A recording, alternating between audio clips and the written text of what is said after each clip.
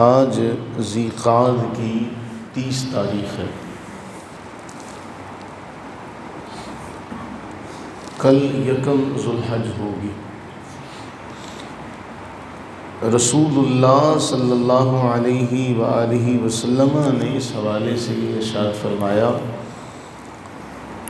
امام مسلم نے پورا ایک باب اس موضوع پر باندھا ہے، اور اس موضوع میں جتنی بھی احادیث ہیں حضرت سیدہ ام سلمہ رضی اللہ تعالی عنہ سے منقول ہے، وہ ساری اس باب میں آپ نے جمع فرمائی ہیں۔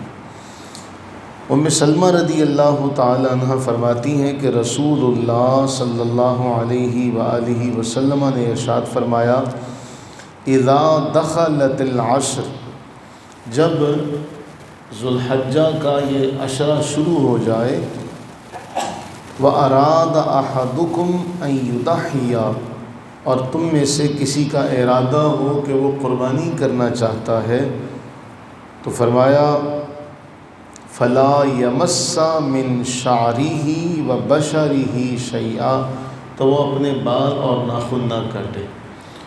یعنی 30 ذی قعد کو جنہوں نے قربانی کرنی ہے وہ چاند نظر آنے سے پہلے یعنی آج 30 تاریخ ہے، آج مغرب سے پہلے اپنے بال اور ناخن وغیرہ کٹوا دیں۔ یہ اللہ کے نبی سرور عالم صلی اللہ علیہ وسلم نے حکم ارشاد فرمایا، لیکن اسے ائمہ مستحب فرماتے ہیں۔ اگر کوئی اس کے خلاف کر لیتا ہے تو وہ کوئی گناہ نہیں ہوگا، یعنی یہ فرض واجب نہیں ہے، مستحب میں داخل ہے، اگر کوئی کرے تو ثواب ملے گا۔ اس کے خلاف کرنے والے کے حوالے سے کوئی گناہ اللہ کے نبی علیہ السلام نے بیان نہیں فرمایا۔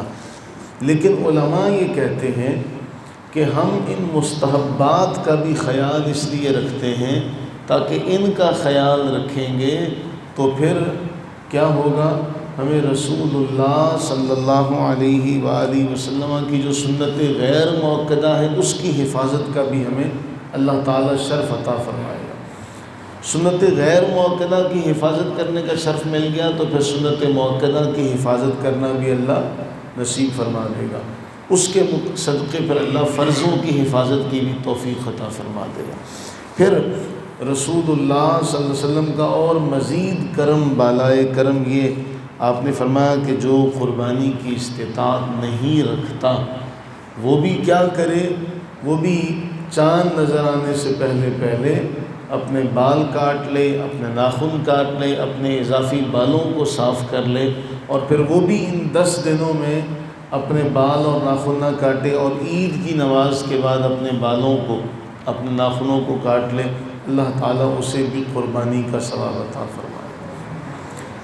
یعنی اس میں حضور علیہ السلام یہ چاہتے ہیں کہ ایک تو قربانی کرنے والا ہے، اس نے اپنے بال نہیں کاٹنے، ناخن نہیں کاٹنے، ایک نے قربانی کرنی نہیں ہے، اس کے پاس اسباب نہیں ہے، تو ان دونوں کے درمیان پھر مشابہت ہونی چاہیے۔ فرمایا تم بھی ان کے جیسے ہو جاؤ تاکہ ثواب میں تم بھی ان کے برابر ہو جاؤ۔ یہاں ایک جملہ بہت اہم ہے۔ رسول اللہ صلی اللہ علیہ وسلم ایک غزوہ سے واپس آئے تو آپ علیہ الصلوۃ والتسلیم نے فرمایا بہت سے لوگ ایسے ہیں جو تمہارے ساتھ شامل نہیں تھے، یعنی جب تم کسی اونچی جگہ پر جا رہے تھے، اتر رہے تھے، بہت سے لوگ ایسے تھے جو تمہارے ساتھ شامل نہیں تھے، لیکن ثواب میں وہ تمہارے ساتھ شامل ہیں۔ کیوں؟ ان کی دعائیں تمہارے ساتھ شامل تھیں۔ وہ بذات خود تو نہیں آ سکے تھے لیکن وہ دعا کرتے تھے تمہارے لیے، تو اس دعا کی وجہ سے اللہ نے ان کو تمہارے ساتھ اجر و ثواب میں شریک کر دیا۔